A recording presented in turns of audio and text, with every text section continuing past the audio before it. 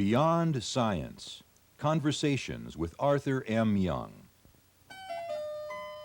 Interviewer Charles Fauvre discusses issues of science and consciousness with Arthur Young, honored inventor of the Bell helicopter, philosopher, and author of The Reflexive Universe.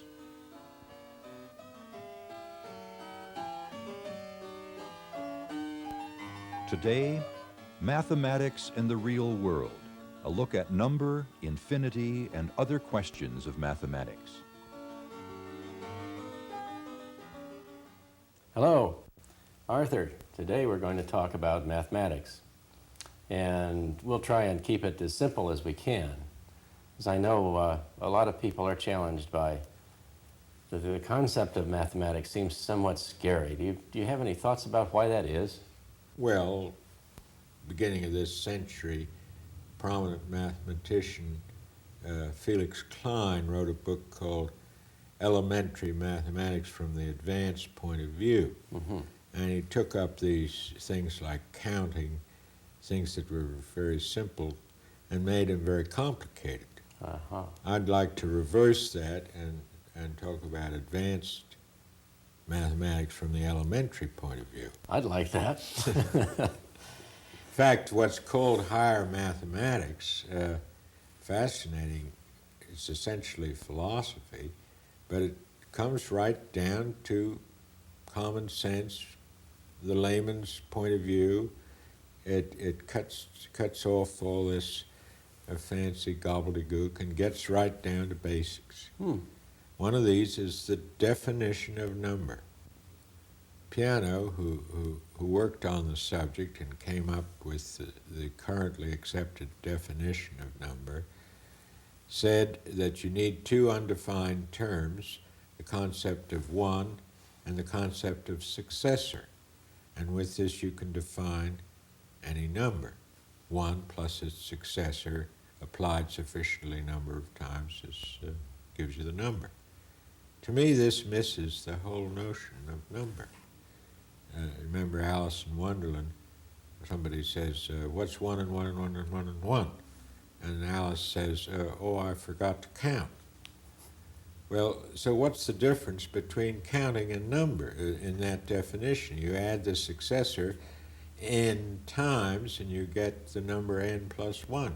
But it doesn't tell you what n is. True. So I attack the subject in a different way and say a number is a totality which is divided into parts. In other words, 1,000 is a unit of 1,000 which you can divide into 1,000 parts. Or 2 is a unity, a pair, which has one division, 2 parts. So it depends on how many divisions you make rather than how many additions. Mm-hmm. The division notion retains the whole and the parts together, which is what is really involved in number. Arthur, does this view lead to the idea that different numbers have different qualities? Yes, I think indeed it does. Not only that, but qualities themselves can be defined by number. If you say on this issue, people are divided. Well, you mean that some are for it and some are against it. This creates a duality. Now, if you were to define duality, you couldn't do so without the use of the number 2. So I like to think of number as helping to define meaning. Mm-hmm. There are all kinds of things that require the number 2. Dichotomy, cooperation, duplicity. See, the duplicity is a very subtle idea, but it hangs on the number 2, but it differs, of course, from duality or contest. Contest is two things opposing each other. Mm-hmm. Duplicity is two meanings, one concealing the other. and so on. The threeness leads to notions such as that of change or continuity or time. You can't define time without using three terms: past, present, and future. You can't define continuity without talking about a position and another position and something in between. Now, mathematics does not deal with that aspect of number, the qualities of number, set aside as numerology, but it could be an interesting study in itself. Do you see a basic difference between a positive and a negative number? Well, there, for instance, is a very good example of which comes first. If you want to distinguish positive and negative, this is a duality. Mm-hmm. And I think it comes out of math when you extract a root. Mm-hmm. You say, what are the two things multiplied together that produce one, say? That sounds silly, but first of all, 1 times 1 is 1. But you also have two negatives make a positive. That's getting a little more complicated. Mm-hmm. Two negatives making a positive says that the root of the positive is the negative. The square root of the positive is the negative. That's roots. What are roots? Roots are divisions of the trunk of the tree going out to get nourishment. Mm-hmm. So the unity, many things, everything is a unity, but it has roots, it has things that go out to get nourishment, positive and negative, like food and hunger. You have to have the two. If you didn't have any hunger, you wouldn't want the food, and if you would, so on. So the two, the positive and negative, create a polarity. Mm-hmm.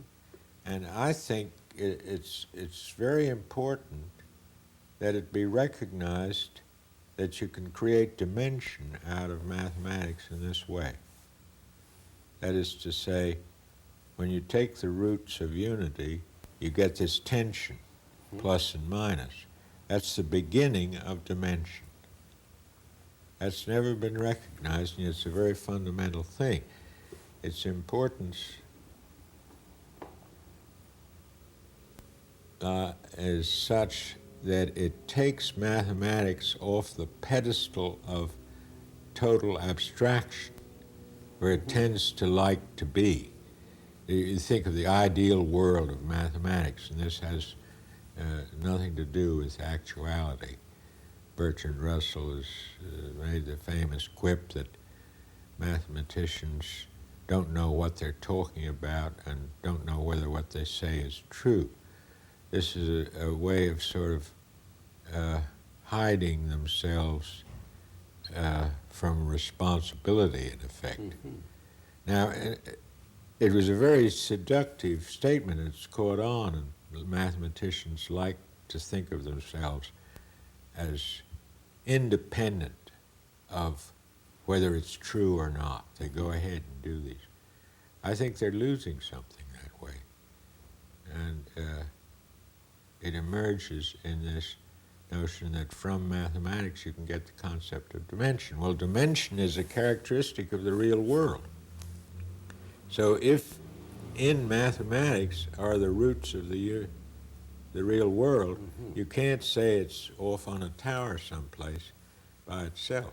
Also, in science, there doesn't seem to be any formal distinction between counting and measuring.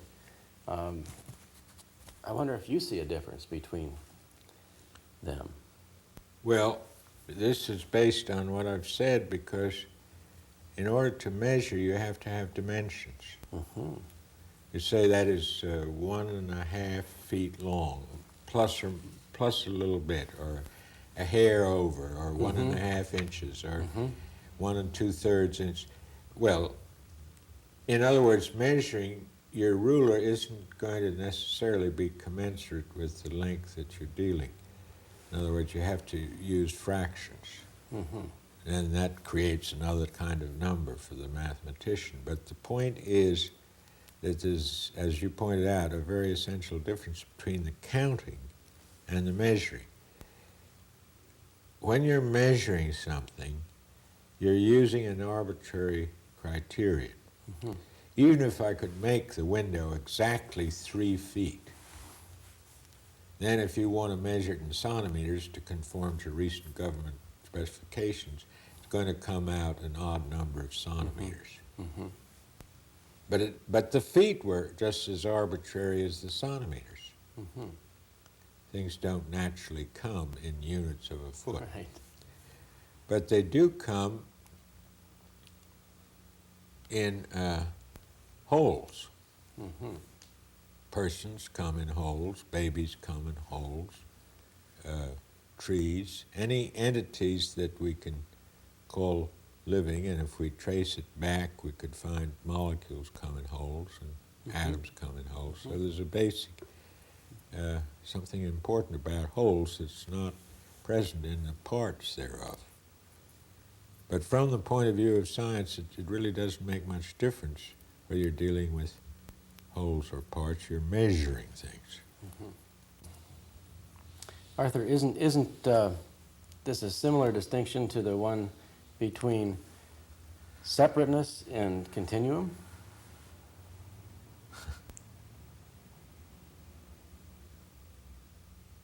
I hadn't thought of it that way, but the continuum is an outstanding problem in mathematics. You could relate it to separateness too, discreteness.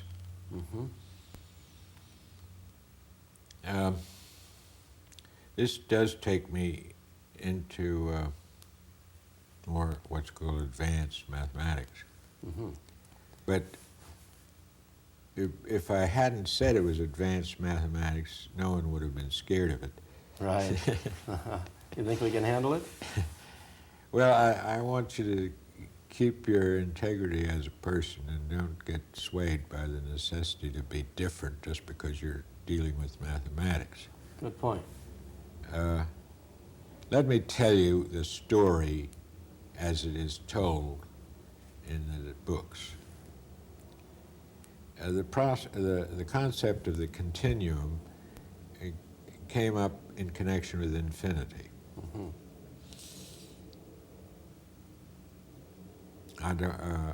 Could I ask you what you think infinity is? Well, I have an infinite number of thoughts about that. Yes. Well, Let's say it's unbounded.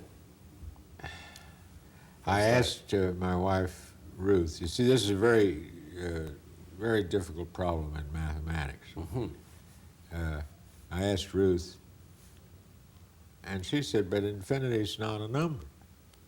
And that is the best answer I've ever heard.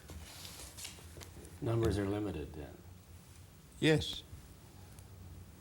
Numbers are limitations, descriptions or definitions, whereas infinity is not a definition. All right. So if it's not a definition, it's not a number. Mm-hmm. Well, Let me go back then to the attempts to deal with infinity in mathematics. And it comes up with Cantor's work. Cantor was a Russian mathematician, and he devised a way of, you might say, capturing infinity. And this is very important because it's part of the intellectualization of science, trying to logicize mathematics, trying to put things into concepts. Normally, infinity couldn't go in a concept because it has no boundaries. And that's why it's important. And it's not because it was correct, but because it was incorrect that I'm talking about. I see. He devised a way of counting the fractions by putting them in one-to-one correspondence with the infinity of natural numbers. But if you do that, you still you have not accommodated either the irrational numbers, like the square root of 2, or the transcendental numbers, like pi.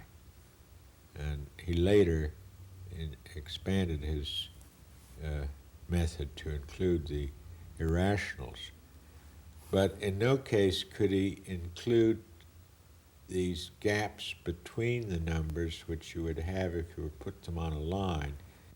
And he said that the points in the totality of gaps was the highest infinity. This was C, the continuum, which was beyond all other infinities. Mm-hmm. Now, I'm going to put this simply. Whether I could ever satisfy a mathematician, I want to satisfy the layman. Good. That when you're counting points in a gap, you're doing a crazy thing. There aren't any points in a gap. You have to put them there. And the things that you put there are a different nature than the things that are there in the first place. Mm-hmm. You can think of the fractions as being there because you could look them up in the book. But if you're going to say there are an infinity of possible numbers between these numbers, you have to show what they are and show them in a formulation. I see. Otherwise, they're projections of your imagination. Yeah. Now, when you look at it that way, you see that this idea of defining the continuum as a sequence of points is like defining an express train as a series of stops. The stops and the passing through are mutually contradictory. Mm-hmm. So this brings you all the way around to the back side of the problem when you see that you started with the continuum, and as soon as you start putting points in it, that's making more continuums and defeating the purpose of what you are not filling the continuum. You're creating more continuums. It's like the dragon, each head you cut off, you get 10 in its place. So the way to do is to recognize that there's a difference between a continuum and a stop right at the start. They're not the same thing. Right. And you can't reduce one to the other. This is again an example of this single vision that is so misleading. Now, in my geometry of meaning, I show this to be an angle, that the projective is opposite. In other words, infinity is something that's at a different angle. I can illustrate that. You say, well, if I walk north, I won't be going east. Well, maybe if I walked more north, I'd get east. Well, maybe if I walked infinitely far north, I'd get east. You just wouldn't. That's east is not in the direction of north. Infinity is not a number. So the difference between number and infinity is an angle, not a... All right. I get it. Same way the moving is different from standing still. Now, geometry doesn't attempt to put them together. They begin with the point and the line as undefined terms. Mm-hmm. Well, that covers a lot of my critique of mathematics. All right. There's one more question I have, and I'm not sure that it's related, but I suspect you might be able to relate it. It has to do with Russell's logical types. Oh, boy. I love that one. Wonderful. Russell was a very clever man and made epigrammatic expressions which stuck, and I have great admiration for him, but I also found that he didn't always get it correct. Mm-hmm. But one of the important things he did was to distinguish between logical types. And this came about in dealing with the paradox of the Cretan who says that all Cretans are liars. since he himself is a Cretan, Yes. is the statement he makes a lie? And if it's a lie, then he's telling the truth when he said all Cretans are liars. But if he's lying, you see, you get into a contradiction. Yes. Well, Russell said you must distinguish a class from its members. The class can't be a member of itself. Put it this way, the statement he's making cannot be an object of the statement. All right. I would prefer to put it that until it's completed in time, it can't be a statement. So when he's saying all Cretans are liars, he isn't including himself now. He could be a reformed Cretan. In any case, time, whether you take it as time or not, it's a different type. Russell didn't distinguish other logical types, and I found it very interesting to go on with that. But to stick closer to Russell, Russell did define number in a way that leads to a definition of these four logical types. This is typically Russell. Number is the class of all classes of things. Now you have to, well, at least we have things. Yes. We're going backwards now. Yes. The classes of things are pairs or triples or quartets, what have you. Well, the class of all triples is the number 3. It's that which all triples have in common. And the class of all pairs is 2, and so on. So if you get 2 and 3 and 4, then the class of all those classes of things is all of number. Now, taking that, I can come to 4 logical types.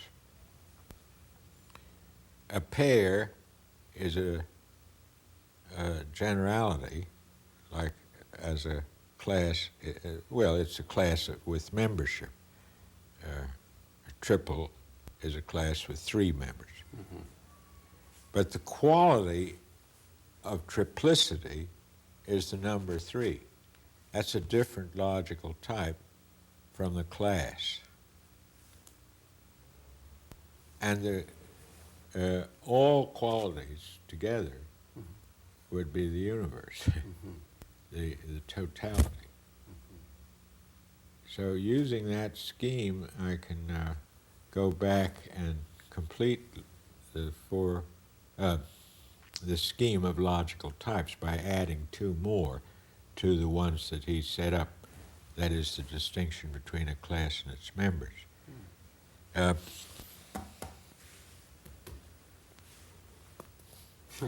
Touch wood. I get the generality wood from hitting a number of different objects. Okay. Now, the wood is the class that includes those 3 separate experiments. Right. Now, the next step, get past the class. The temptation would be to say, well, materials are a greater classification than wood. And I say no, because materials is just a larger classification. It's not a different logical type. So what I have to say is to go in a different direction, not the direction of classification. I think it's best shown with a map. You see, a map is not the territory. It's a statement of relationships about the territory. Yes. And you can think of it as a view of the territory. And the next step is to say, well, I make a better map. And maps are continually being refined. If you look at an old map of USA, you don't even see a west coast or something. And now you get, as the roads get better, they have to make new maps and so on. So the constant succession of maps which have value depending on their pertinence. So if you had a 1914 map of California, it wouldn't do you much help for finding your way around. So value comes in as the next classification, next logical type beyond classification. Okay. When you think of the ultimate end of value, you get back to the self, which purposes to do whatever it's going to do. Now, if you were to go to an antique store and ask for a map, you'd find the situation was reversed. The most valuable map would be the oldest one. So depending on your purpose, value changes. But there's still a distinction in logical type between purpose and value. Now in this case, purpose takes the role of the class of all numbers. Now that may not seem similar, but it's because we're dealing in different kinds of things. But each thing we deal with has these four logical types, four categories. All right. Well, now if I look back over what we've covered, different kinds of number and negative number and counting, the infinities, Yes. the continuum, and the logical types, all of these things show interaction of what are normally mathematical ideas and the real world. We cannot let the mathematician have this free license to be in a world of his own, ivory tower of his own. And it would be important for mathematics to not remain in the ideal tower. I can't tell you more today, we haven't time, but I think the most important thing I've found is that the notion of an infinity of derivatives, which seems to be implicit in mathematics, is not valid. So that there are definite corrections to be made in mathematics. I see. It's not just a question of interpretation. Well, Arthur, all that makes me a little more comfortable in relating to mathematics, and I think that's about all we have time for today.